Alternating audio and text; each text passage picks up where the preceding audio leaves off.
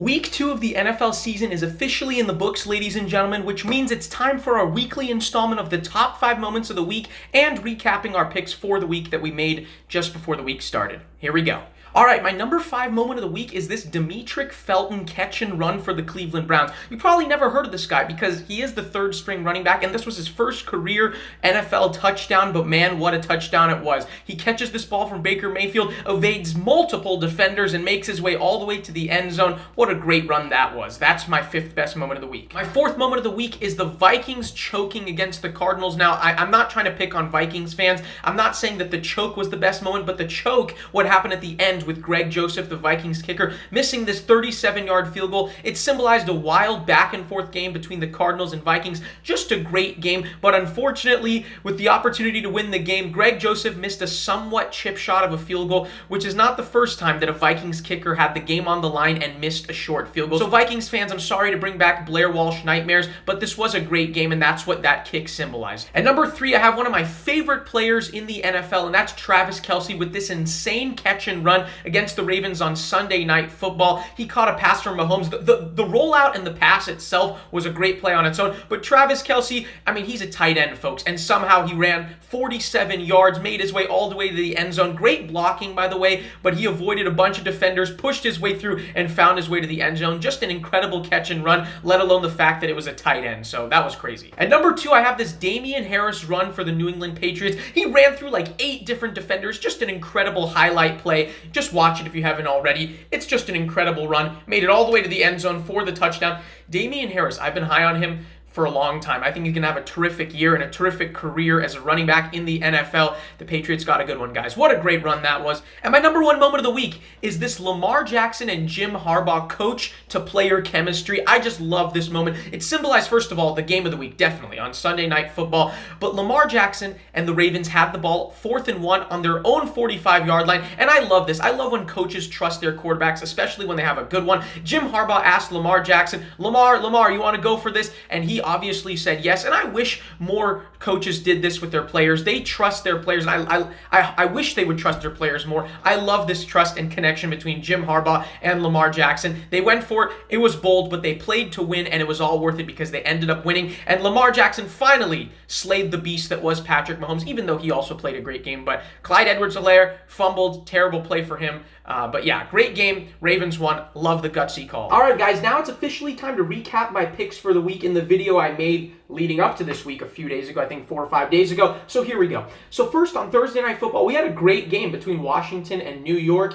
Back and forth. It came down to a game-winning field goal for Dustin Hopkins. He initially missed the field goal, but then obviously the Giants had the offside penalty. He re-kicked it, and they won the game. What a thrilling game. I did have Washington winning, so I'm happy about that I got the pick right. And I think Washington, their defense was a little bit suspect this game, but overall, I think they're a better team than the Giants. And the Giants, I mean, they've been struggling.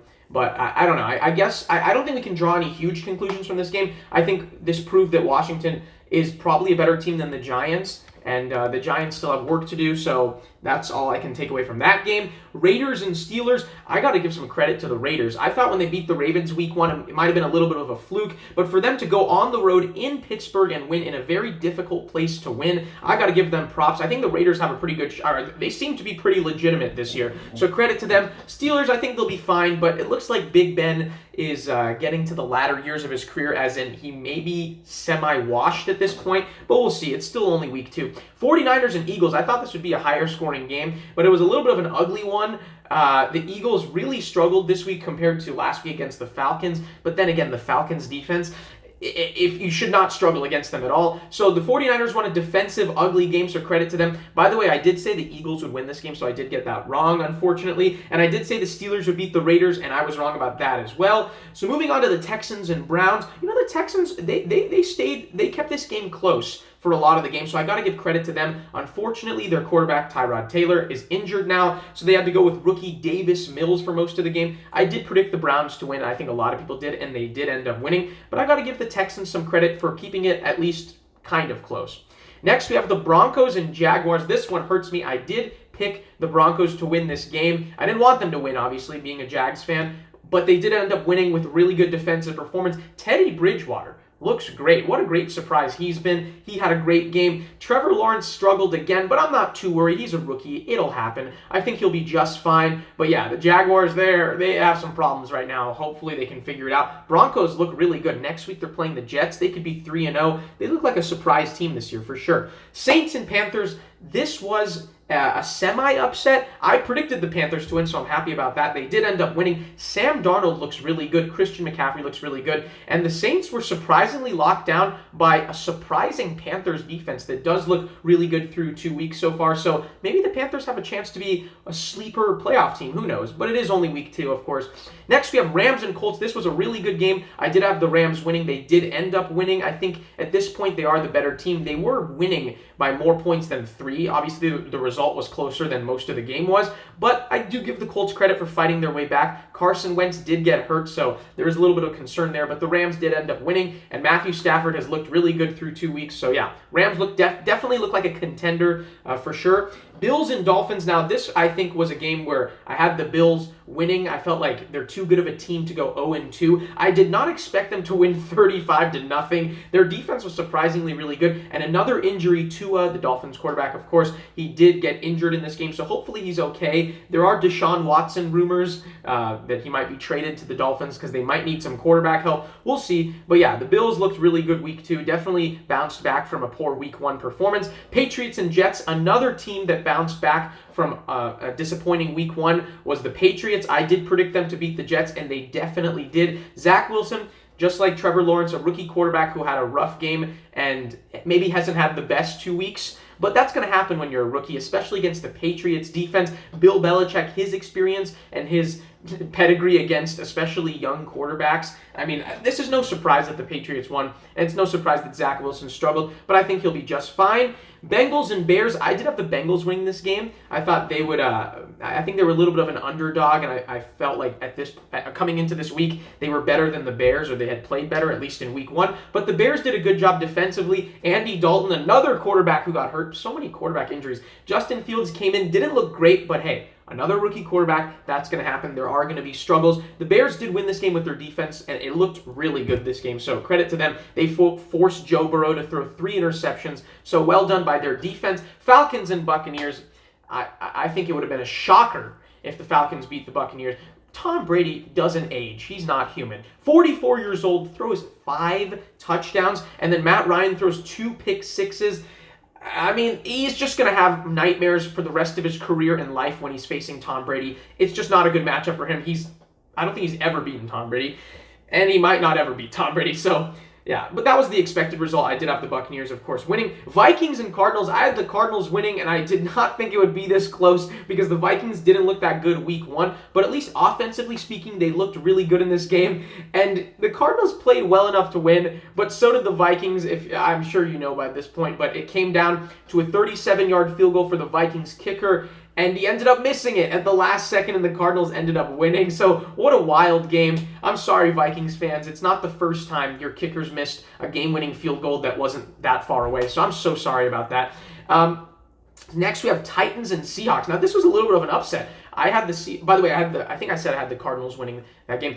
Titans and Seahawks, I had the Seahawks winning this game because when they play at home, it's a really tough place to play. The Titans looked really bad against the Cardinals week 1, but you know what? They bounced back, or should I say specifically, Derrick Henry bounced back with his rushing. The King was running wild against the Seahawks. He had, I think, 180-something yards, 3 touchdowns, and the Titans came from behind to win in overtime. So a great performance by them, and credit to them for bouncing back like they did. Cowboys and Chargers, I had the Chargers winning this game. I thought this would be a lot higher scoring than it was, but it was kind of ugly. It was defensive, but the Cowboys ended up winning on a game-winning field goal by Greg the Leg. So credit to the Cowboys for also being another team to bounce back, and they're now 1-1, and so are the Chargers. But I felt like it was going to be a close game, so it could have gone either way. Chiefs and Ravens, I think this was the game of the week. I think a lot of people will agree with me. I felt like the Chiefs were going to win because Patrick Mahomes always plays well against Lamar Jackson and the Ravens, but even though he did play well for most of the game, the Ravens were behind. The Chiefs looked like they were going to win again,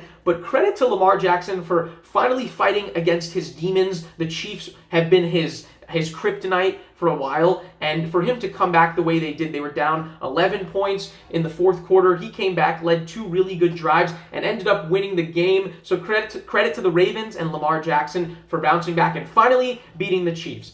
Lions and Packers, now I predicted this all along. I said this would be a great get-right spot for Aaron Rodgers and the Packers at home against the Lions' really bad defense. And what happened? They shredded their defense, scored 35 points, won comfortably. So yeah, nothing too surprising there. So the Packers, another team that bounced back. So a lot of bounce backs this week. So let's tally our final total for the week. So, okay, let's see what I got right. Here we go. Washington, I did say they would win, and they won. I said the Steelers would win, they lost. So 1-1 so far. Eagles, I said they would win, and they didn't. So 1-2. I had the Browns winning, okay, 2-2. I had the Broncos winning, 3-2. Panthers, I had them winning, 4-2. Rams, I had them winning, 5-2. We got a little winning streak going. Bills, I had them winning, 6-2. Patriots, I had them winning, 7-2. Bengals, I had them winning, and they didn't win, obviously, so 7-3. Buccaneers, I had them winning, they won, 8-3. Cardinals won, like I said, 9-3. Seahawks, had them winning, they didn't win, so 9-4. Cowboys, they won, didn't predict it, 9-5. Chiefs and Ravens didn't predict it, 9-6. Packers winning, predicted that. So 10-6, definitely better than last week where I went, I believe, 6-10. So that means on the season so far, we are 16-16, right at 500. And like I said in my last video recapping last week's games, if I finish 500 or below, I will have to face some kind of punishment because I don't want to. I think I can pick more games right than wrong. But yeah, this was a much better week definitely than last week. So hopefully we can get even better results next week, guys. So I hope you guys enjoyed this week, and tomorrow I will be making my predictions for the week 3 slate of games. So I hope you guys enjoyed. Thank you so much for watching, and I hope you guys have a great rest of your day.